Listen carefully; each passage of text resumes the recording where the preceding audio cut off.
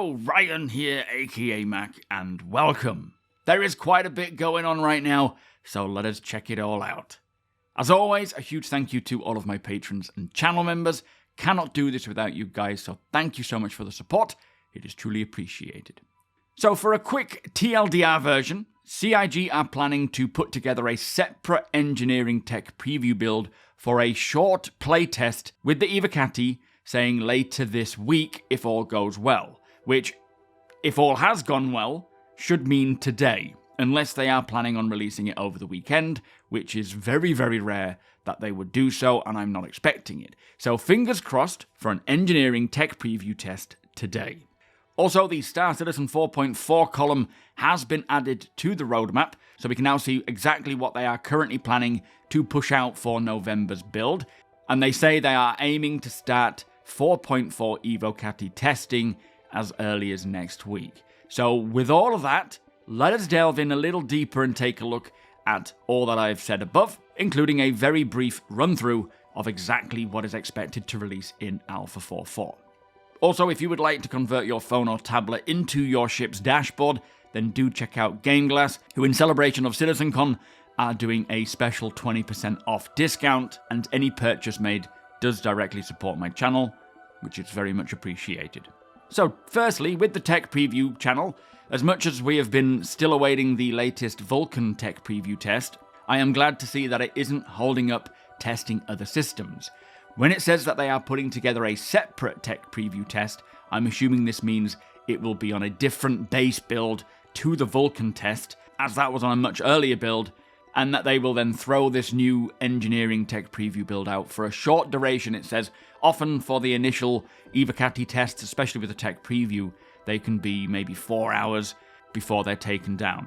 But once done, they will then likely go away and tune and tweak and fix whatever we have found based on the Evocati feedback. Now this is very good news, as it gets the ball rolling with the engineering system, which is a very big system and will certainly require a lot of testing, a lot more testing, but getting it into testing, even just initial testing, and hopefully we will see it on the tech preview with more tests or even in a PTU build, but getting it onto the tech preview, even for the Evocati, is the first step to getting it released. So great news there. And I expect they will still be continuing on with the Vulkan API, trying to get that out to live before the end of the year.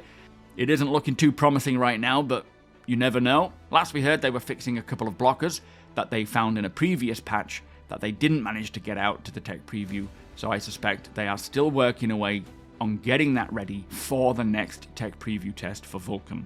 Also, do remember, they would like to get some crafting tech preview tests done this year as well, so let us hope that they are working away at getting that into its own separate build, and we get a little taste of crafting as well. But personally, I am very excited to get my hands on the engineering systems. Provided the test is at a reasonable time for me, I will be jumping on and checking it out, and obviously making a video talking about it. I can't show it because it's Evocati under NDA, but I can talk about it and share my experience, so do keep an eye out for that. Anyway, let us take a look at exactly what 4.4 is supposed to release with. I won't delve too much into each feature, as I did already run through what we kind of knew was coming, but with the roadmap now updated, it gives us clarification over a few features, and includes a few other ones. And again, Star Citizen 4.4 is the patch coming next month, before the IAE, as the IAE ends in December, so likely before the 20th, and this is the Nyx patch, well, partial Nyx patch, and if all goes well, we'll be entering Evocati testing sometime next week. Now let's quickly run through what is slated to come with 4.4's release, but I am sure we will see a lot more added to the column, or just from patch to patch, as it slowly rolls out, with 4.4 being a big main sort of patch number. We could see some pretty exciting things come along. Now firstly, we can confirm that the Interstellar hauling missions are slated to release with Star Citizen 4.4. Now this, we could not figure out whether CIG was saying it's a 4.4 thing or a next year thing. It is now confirmed. Next month, Interstellar hauling missions from system to system, and I don't just mean the gateway to gateway hauling missions, that isn't really the same thing, will be coming with 4.4. Hopefully this means the hull C, ATC and so forth whatever it is causing a lot of hauling problems right now will get fixed with the priority hero squads, as they have heavily broken in 4.3.2 from what I hear. So that doesn't bode well right now, but the benefit of this year is if something important breaks, it can get prioritized and get fixed. And those hull Cs, the ATCs, they need a lot of fixing. Now, alongside the release of these new hauling missions, as we know, there will be exterior freight elevators, which says adding new ways of loading and unloading cargo in Nyx and Pyro. So a great new addition, but I do wonder if we will see these in Stanton at some point, as it sounds like they are just going to be for Nyx and Pyro to begin with. Now, there are a few new weapons added to the 4.4 column, being this very cool shotgun pistol called Triple Down, which is like an old rusty-looking bolt-action, drum-fed, triple-barrel buckshot pistol. Definitely a Frontier Pirate-style gun. Love the look of that one. The Boom Tube missile launcher, which fires 3 rockets strapped together and will have a high spread, high arming distance, no aim option, but likely pretty deadly, is another one. Not my favourite weapon design, but it looks like it will be fun to use. As we know, when Nyx comes along, there will be 2 jump points to begin with, being Stanton to Nyx and Pyro to Nyx, and as many rightfully pointed out during, or a correction in my previous video, appreciate that guys, there is supposed to be a jump point from Pyro to Nyx anyway, so that will likely remain once Castra comes in, but the Stanton and Nyx jump point will be removed. One new addition that we kind of knew about, which is kind of obvious, is the Vanduul NPC Pilots, as we will be fighting the duel when we get through to the Nyx system, and they won't just be empty Vanduul ships, they will have Vanduul pilots in them, so I do wonder if that will lead to some interesting looting. Either way, I'm looking forward to checking out the asset, their bodies, and seeing what they look like. Now, as we know, the initial drop of the Nyx system won't be bringing its planets, and the majority of the system, including its planets, will be fleshed out throughout next year.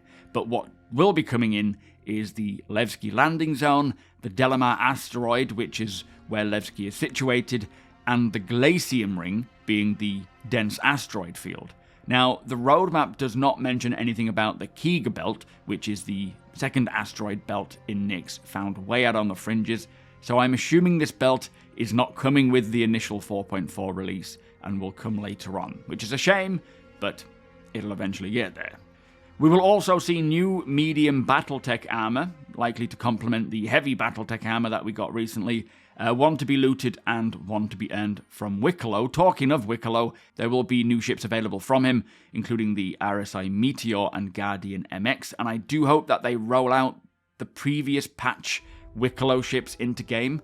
Obviously, I'm not talking about the upgraded Wikolo versions here, just the base ships, as Jared did say that they will be doing better at getting out the previously released ships into the PU shops quicker, but we have yet to see them action on that statement. So I really hope that's the case, making all these ships that I've released a while ago available to buy in-game. There is 1 new hairstyle for 4.4 and 11 new facial hair options, so happy to see more beards and things as they are quite limited, plus 2 new mission types, the first one being Nyx Mission Pack 1, which says using existing archetypes with a fresh new narrative spin against new enemies. So don't expect anything too new by way of how these missions play out or what they involve. It'll be doing stuff we already have with Pyro and Stanton, but essentially reskinned for Nyx. And then the Sworn Enemies mission, which is the mission that they were referring to at CitizenCon, called Welcome to Nyx, and this is where the new group Intersec is contracting you to investigate this abandoned QV logistics station to learn about why and how Vanduul tech is getting sold to ASD. So really looking forward to that mission, especially seeing what it's like, seeing the locations and exploring them, but also the mission pack version 1 might not be anything overly exciting as they are just more of what we already have, but in the Nyx system, which will be interesting in its own way. And then the final addition is QV space stations, which says they are implementing abandoned QV stations across Nyx, some now occupied by a new enemy faction. Now, I am very glad to hear them say that they are adding multiple of these, so spreading them out for the Welcome to Nyx mission. I'm assuming the Shattered Blade are the occupants, but where it says some now occupied, I do hope that that means that there will be some that are unoccupied. And actually unoccupied, so free to just explore and find what we want without NPCs inside. Still going to be open, of course, for player-to-player encounters, but just empty. Unless they want to throw creatures in them. I'm down for that. But there you go. That is currently what is slated to release in Star Citizen 4.4, and they say they are aiming to get this into Evocati testing next week if all goes well. So some great stuff to keep me entertained there for the remainder of the year, and I hope that it's not too broken with the Hull C, ATC, all this hauling stuff needs to be working, so here's hoping they can get that sorted. But today, I'm excited to see if the tech preview engineering test goes out to the Evocati, and as I say, I will try to take part in it as much as I can, provided the time is reasonable for me, and then let you all know what it was like in a separate video.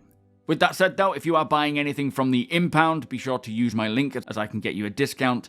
Plus, any purchase made does directly support the channel, so it is much appreciated. If you do enjoy my videos, please do consider subscribing and helping the channel to grow. Also, come and hang out over at twitch.tv/SuperMacBrother. Today, I believe we are doing a trading post with an Idris, buying and selling all sorts of goodies that other players have managed to find, and you are all more than welcome. Hit the thumbs up if you don't mind, it does the channel a big favour, and tick that notification bell if you would like to be notified when my videos go live. Again, a huge thank you to all of my patrons and channel members. Thank you for the support, thank you for watching, and I'll see you in the next one.